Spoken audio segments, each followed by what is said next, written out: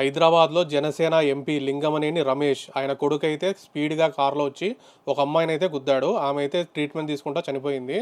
ఈ కేసు అయితే 16th ఆగస్టున జరిగింది ఇనార్బిట్ మాల్ ఎదురుగా హైదరాబాద్లో. ఇతనైతే అదే రోజు అయితే పోలీసులు అతని కార్ని అయితే సీజ్ చేశారు. అతని మీద కేసు కూడా ఫైల్ అయింది. అతన్ని కూడా అరెస్ట్ చేశారు. ఈ న్యూస్ విన్న తర్వాత వైఎస్ఆర్సీపీ వాళ్ళు అయితే ఫుల్గా హ్యాపీగా ఉన్నారు. నెక్స్ట్ వైజాగ్లో గూగుల్ డేటా సెంటర్ రాబోతుంది కదా, దానికి ఫుల్గా వాటర్ అయితే అవసరం అవుతుంది. దానివల్ల వాటర్ షార్టేజ్ వస్తుంది వైజాగ్లోనైతే ఒకటి న్యూస్ అయితే స్ప్రెడ్ అవుతుంది. కానీ అదైతే నిజం కాదని నారా లోకేష్ గారు అయితే చెప్తా ఉన్నారు. దానికి డేటా సెంటర్కి అవసరమయ్యే వాటర్ అంతా పోలవరం నుంచి 3 TMC యాన్యువల్లీ వస్తుందంట. దానికి వైజాగ్లో వాటర్ సప్లైకి ఎలాంటి లింక్ అయితే ఉండదంట. అది కంప్లీట్గా గోదావరిలోకి వెళ్ళే వాటర్ అయితే ఏదైతే ఉందో వేస్ట్గా దాన్ని పోలవరం డ్యామ్తో ఆపుతారు. ఆ వాటర్నంతా ఇలాంటి వాటికి అంతా సరఫరా చేస్తారు. పోలవరం వల్ల ఒక గూగుల్ డేటా సెంటరే కాదు, ఓవరాల్ ఆంధ్ర అయితే మంచిగా వాటర్ సప్లై అయితే వస్తుంది. చాలా వాటికి అయితే యూజ్ అవుతుంది అది.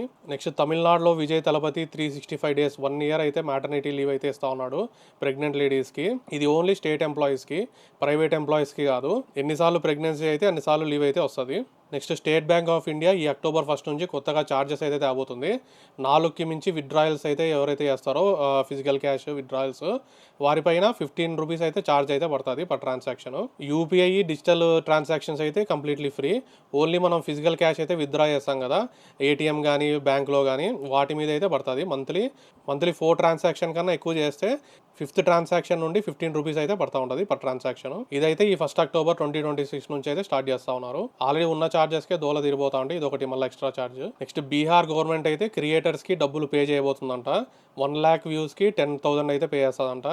ఇవి ఎవరైతే గవర్నమెంట్ స్కీమ్స్ మీద వీడియోస్ చేస్తారో వాళ్ళకైతే ఈ డబ్బులు అయితే ఇస్తుందంట.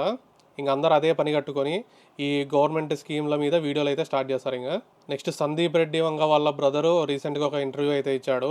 అందులో ఆయన చాలా క్లారిఫికేషన్స్ అయితే ఇచ్చాడు. ఈ స్పిరిట్ మూవీలో డాన్లీ లేడంట. డాన్లీ అయితే ఇందులో సెట్ అవ్వడని చెప్పేసి, ఇది హైదరాబాద్లో జరిగే ఒక లోకల్ స్టోరీ అంట, దానికి డాన్లీ సెట్ అవ్వడని చెప్పేసి ఆయన అయితే తీసుకోలేదు. ఇంకా దీపికా పడుకొని ఆమె ఎలాగో తెలిసిందే, ఆమెకైతే 10% షేరు మొత్తం ఫుల్గా డబ్బులు అయితే అడిగింది. అందుకే ఆమెనైతే తీసేశారు. నెక్స్ట్ ప్రకాష్ రాజ్ని ఎందుకు తీసేశారంటే, సందీప్ రెడ్డి వంగ ప్రకాష్ రాజ్ గారిని అడిగారంట కొంచెం కాంట్రవర్షియల్ స్టేట్మెంట్స్ చేయకండి మన మూవీ జరిగేంత వరకు అని చెప్పేసి. ఆయనేమో ఇంకా నా పొలిటికల్కి ఈ సినిమా మూవీస్కి సంబంధం లేదని చెప్పేసి ఆయన అయితే వెళ్ళిపోయాడంట. నెక్స్ట్ మిరాయ్ మూవీ జపాన్లో రిలీజ్ అవబోతుంది. మన తేజ సజ్జా వెళ్ళి అక్కడ జపానీస్లో ప్రమోషన్స్ అయితే చేస్తా ఉన్నాడు.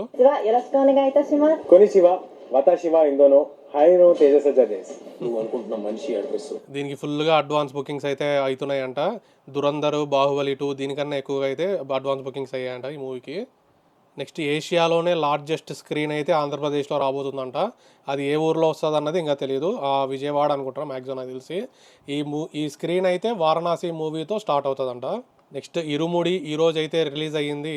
హిట్ టాక్ అయితే నడుస్తూ ఉంది. ఎవరైనా మూవీ చూసుంటే అయితే కామెంట్ చేయండి ఎలా ఉందో. Next Amazon God of war live action అయితే తీయబోతా ఉంది. దానికి బటిస్టాన్ అయితే సెలెక్ట్ చేశారంట.